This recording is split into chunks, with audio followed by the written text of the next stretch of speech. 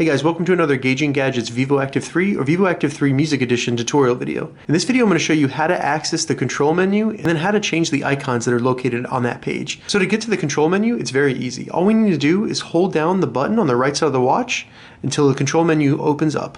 So as you can see, the control menu has now opened. So to change the order of the icons, all we need to do is long press one of the icons.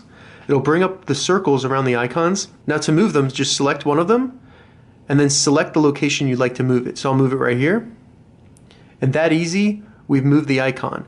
So now I can swipe from left to right and that'll relock the icons. If you'd like to remove an icon, all you need to do is long press one of the icons, then select the icon you want to remove and then select the trash bin in the middle of it. Now we can add a new icon by pressing the plus symbol in the open circle, and then we can scroll and select the icon that we'd like to add. I'll add the flashlight.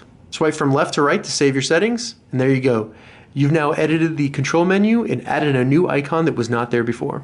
So that's how you access and edit the control menu on your Garmin Vivoactive 3 or Vivoactive 3 Music. If you have any questions about this, leave a comment below. I'll get back to you as soon as I can. If you'd like to see more Garmin Vivoactive 3 tutorials, check the link in the description.